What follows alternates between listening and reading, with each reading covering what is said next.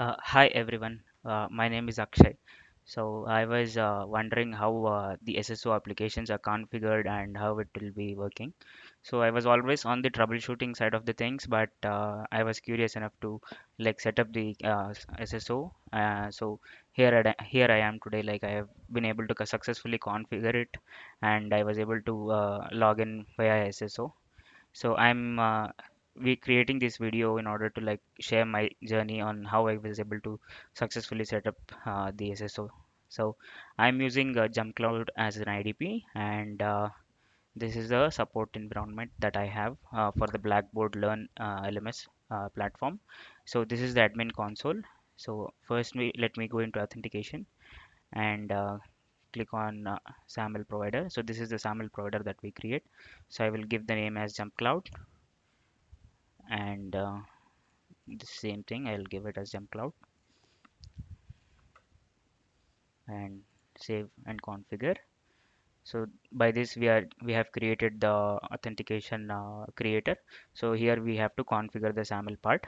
So on the JumpCloud side we have to like add an application. So since I do not have the application listed here, I'll go for this custom application, and here I'll select Blackboard Learn as my application name, create a custom one.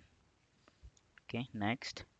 So I only wanted to manage the SSO from the JumpCloud. So I use SSO and with the SSO with SAML, and I'll go next, and I'll just give the description learn LMS, and I'll give some.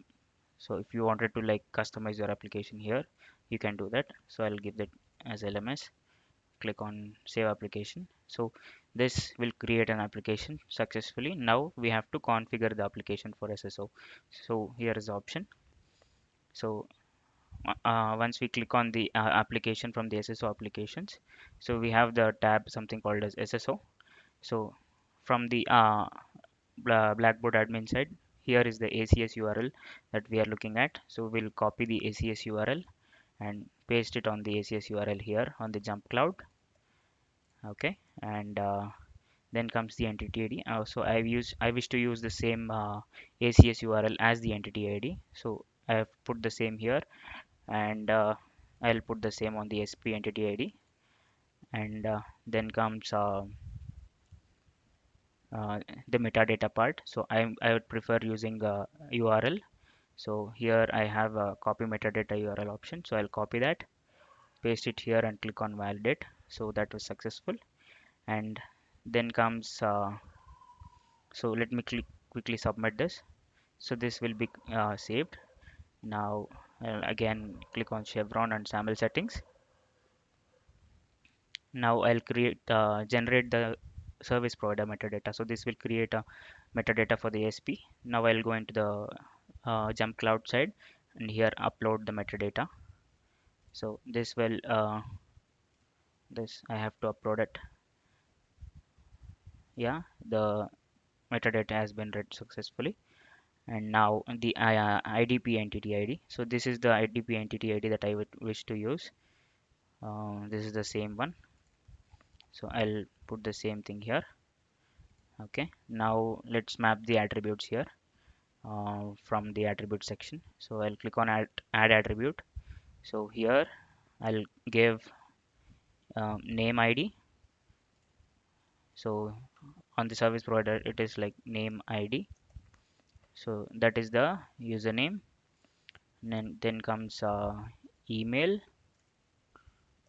Within the JumpCloud side, that is email. Then comes the first name. So this is left to you, like how many attributes that you if you wanted to add it across on the sample response. So I wish to like add four of them.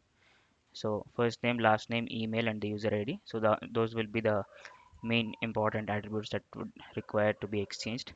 So this is the mappings that I've done from the attribute side.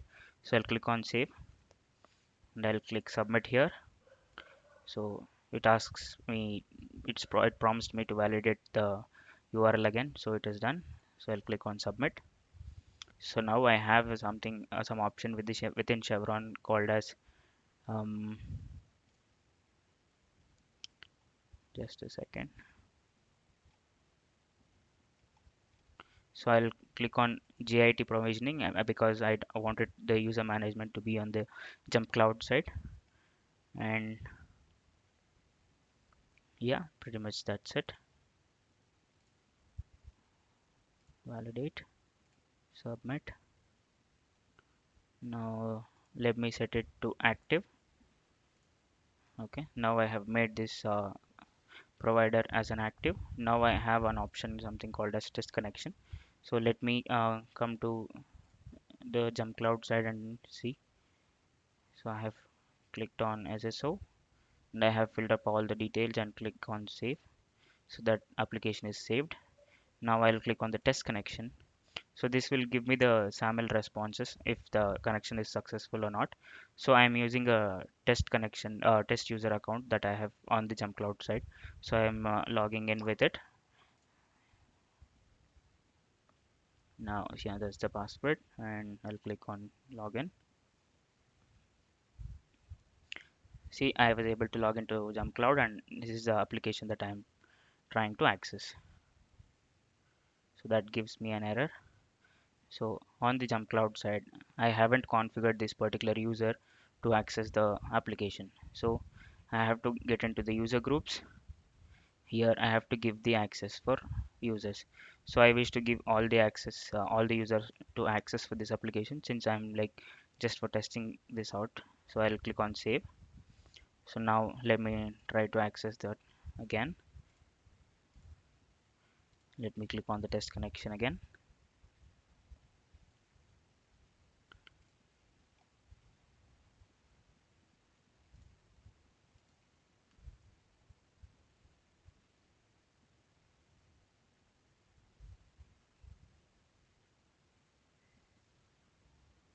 Yeah, you see the test connection is successful. Parse IDP metadata is success. Connection to IDP is success.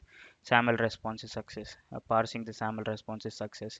And user ID is being matched. And login to learn was also successful. And since this particular user was not already present on this production environment, since I have enabled the GIT provisioning, so this particular user will already be created from the on the learn side. So I'll go into user section and just find out this particular user with an email ID.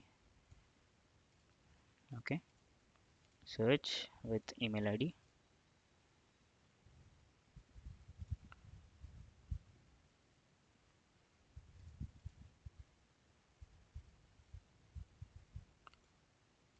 So since the connection is successful, let me try log out and log in with that particular SAML user.